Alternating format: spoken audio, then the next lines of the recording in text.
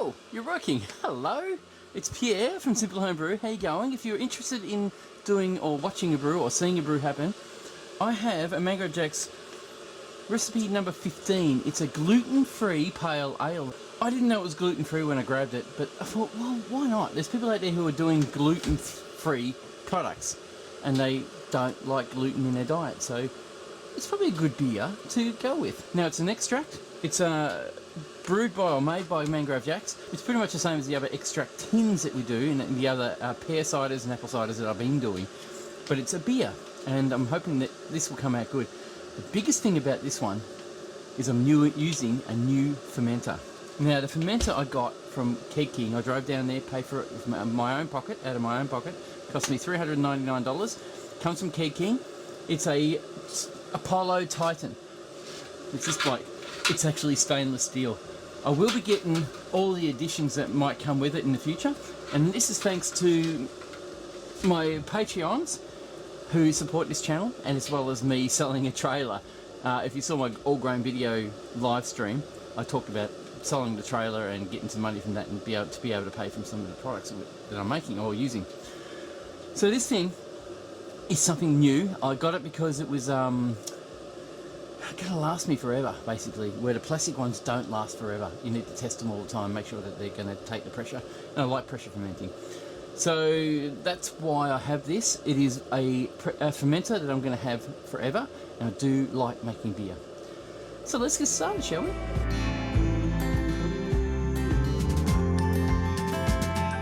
The biggest thing about the Titan that I've got, stainless steel, is that they are heat proof. You see my boiling pot, and the boiling pot is what I mix it all in and then pour it into the fermenter. But this time I'm going to be able to throw the hot water in the fermenter directly, then pour the extract in, and then pour everything else in. Well, actually, I've got to put the dextrose in. Now, this is a gluten-free beer, and they say on the packet to use dextrose only. Don't use malt extract or anything like that. Don't use Cooper's enhancer or brew enhancer, things like. Don't use this stuff. It is not gluten-free. It's malt. The one I'm making is gluten-free, so I'm hoping that it comes out nice. And if it tastes good, I'm going to let you know. So firstly, you can see, I'm going to bring this bloke over. I'm going to show you what's inside it, if you can see. I've got my filtered pickup tube, which is just filters out the hops which is going in this one. It is sanitizer on this. That's what you're seeing at the moment. This has been cleaned and prepared, ready for a new brew.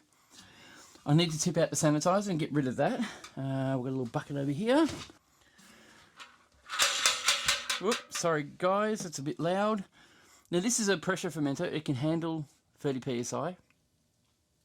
And I normally pressure ferment at about 15 psi, but at the start I will do 1 to 2, 3 psi, just to get rid of any off smells and off tastes.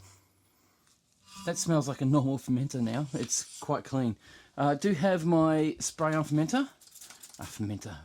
sanitizer that I can, if I lean it against something, I can actually put it on. So what I'll do now is by the way, I'm using Stalasan, which is a no-rinse sanitizer, which is a acid-based food-grade sanitizer. You can use it, tip out the excess, but you can basically use it in a brew without rinsing, which has been working great for me. So as you can see, I'm throwing in boiling hot water. It's about 2 litres of boiling hot water directly into my fermenter, which is something I've never ever done before. Wow, that's amazing. I've never done that before. I'm a bit wary about it. I'll take this out and leave that in the sanitizer. So we've got boiling hot water in here. What I should have done is put my dextrose in first, but I'm excited, I'm really excited about using this. And of course, if you guys are seeing this, you're pretty excited about watching it happen as well. You're probably going to think about getting one. Now normally what I'll do is I'll put the dextrose, oh that's warm, normally I put the dextrose in before I put the hot water in, but I'm going to put the dextrose in now.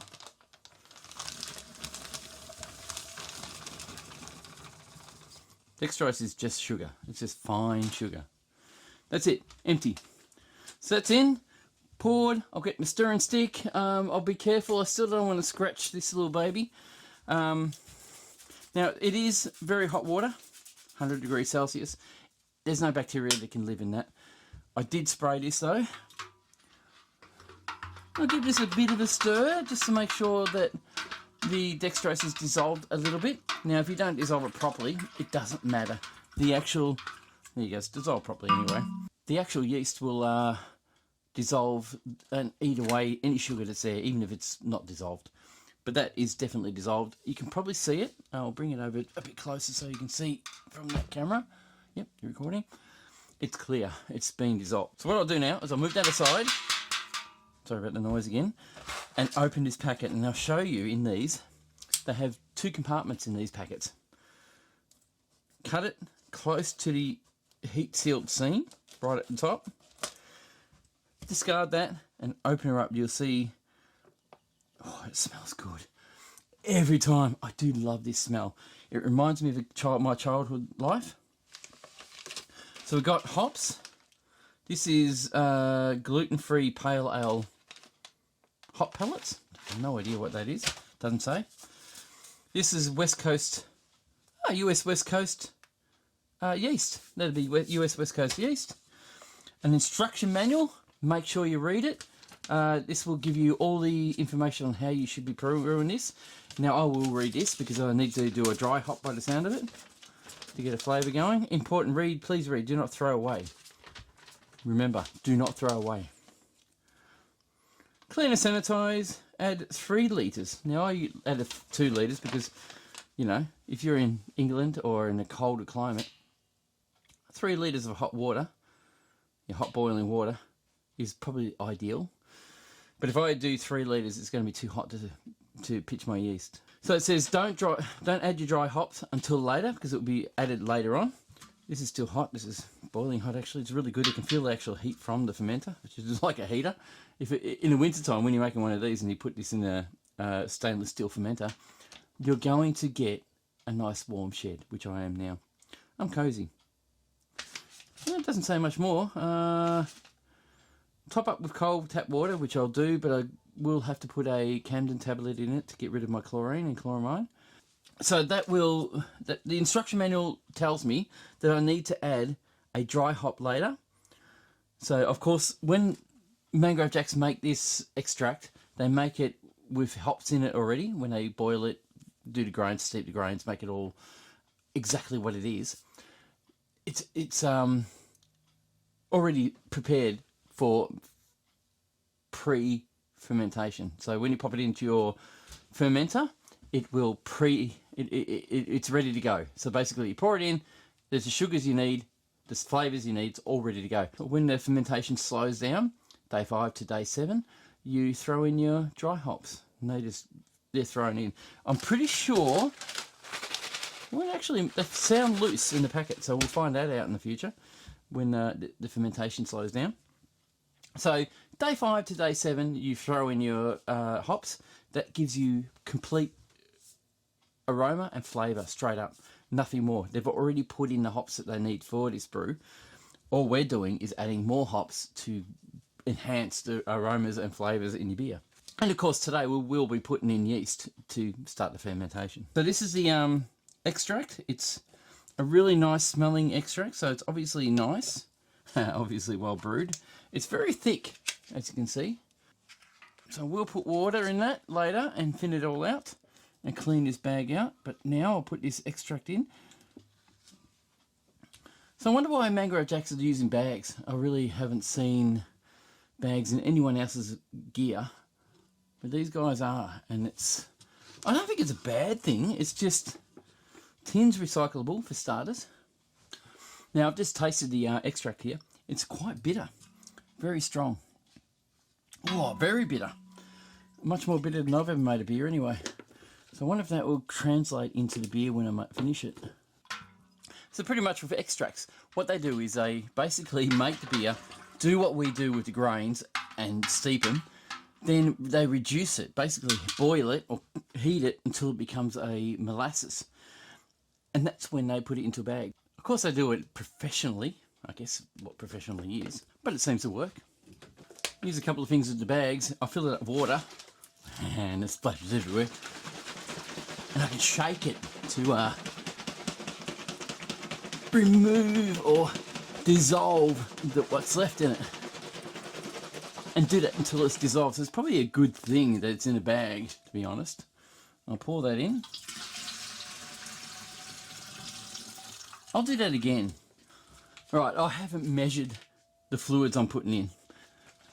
Can you be more stupid than that?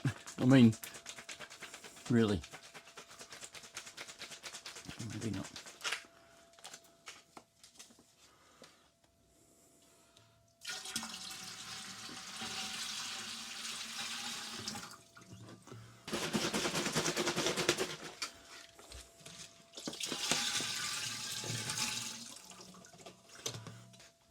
It's done.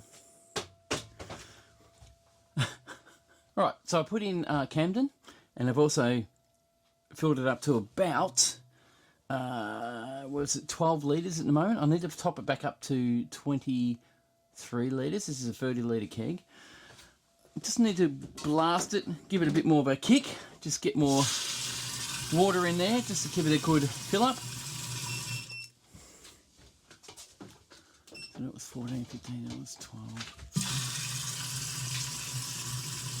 I'll put it up to about 21 litres. Maybe 23, depends how quickly I get to this. Keep my eye on it. Oh yeah, 20, okay, 20, 14, 12, plus 2 is 17. Like I said, this is a 30-litre fermenter. And it's just about at 21 litres now. That's 25. We were having the time of our lives when we started. Everything was groovy. Temperature should be at well below what we need it to be. West Coast yeast. My sanitised scissors. I didn't actually sanitise this like I usually do. That's a bit strange, I'm sorry to say. Whoa, that smells like rubber. It's yeast and rubber. That's a weird smell. I'm sorry. Alright, you're going to pitch your yeast. Just throw it in, just like that. I'm not going to rehydrate like, you know, people say recommend doing it. I mean, they recommend it. That's all that matters to me. Done. Now, the hops will go in at a later date, about day 7, which I'll do in a sec. I'm just going to pop the lid on. A fully sanitised lid, of course.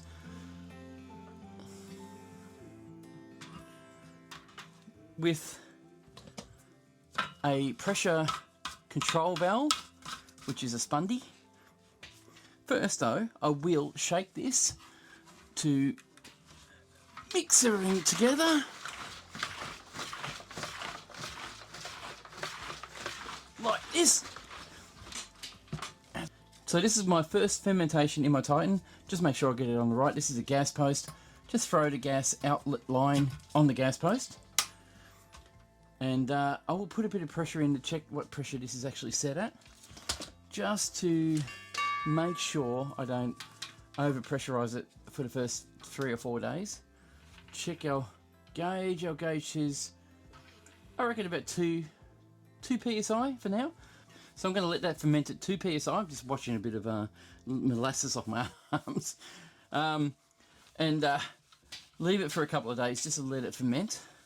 Now we're having a couple of days now. We're going to have about 20 degrees Celsius for the next 3 or 4 days in our house and shed. I reckon we'll leave it from now and let it ferment. Okay, it's time to add the hops. I have, looks like 50 grams hop pellets, gluten-free pale ale. This is what I'm making actually, gluten-free pale ale, but they want to add hops in around about day 7. It's about day 7, so I'm going to remove the gas from remove the pressure from the fermenter. I'll just leave a little bit in there so when I open the lid, it'll help pop the lid. I was going to go through here, but I might just go directly into, see it depressurize? Now cut the hops, got it ready. So all I need to do now is quickly open the lid, try not to let any oxygen, or as much oxygen, at least amount of oxygen I can. and just, whoop, how about I put that down? Right, yep, that's loose. So all we need to do now is drop it in.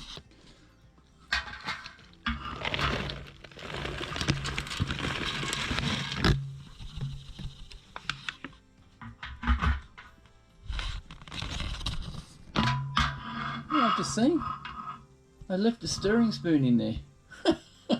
Well, it's going to stay there now. Now that should pressurise again because fermentation has not finished yet. It is colder than usual. I haven't put it under any temperature control. I'm going to put a little bit of, yeah, it's already creating more gas. I'm going to put a little bit of gas in so I can extract the, is that the gas? That's the gas line. Just put a little bit of gas in, just so, get back on, just so I can pressurize it once again. Just so that I can eject any kind of oxygen I might have gotten in there, as oxygen does float. So I'll just quickly just purge it now. That should be enough to get the oxygen out again, hopefully. So that's it. We now wait until it's finished fermenting and go to the next step. Alright, so it's been about 5 weeks since you last saw me. The beer has been put into a fridge, it's finished fermenting, put into a fridge, and is now being cold crashed so that we hopefully get some sort of clarity out of it. I'm going to be putting it into a 20 litre King keg by Keg King, and we're going to taste it today. I'll get a sample in a minute and we'll try it. Okay, I'm going to say this straight away. It's very hoppy. It's got a lot of hops in it. It hasn't settled at all in the fridge for crashing. It has been crashing for 5 days. Sorry about the rain there. We are in Victoria and we've had 1 day of no rain, and that's where I did my shed clean. But anyway, it smells yeasty. I'm going to have to keep this in the fridge for about 2 weeks just to clear it out a little bit more. But I'm going to taste it now anyway. Oh, it's hoppy. It's a bit not awesome. I have to say it's really quite not nice at all. It's obviously picked up the hops from the bottom.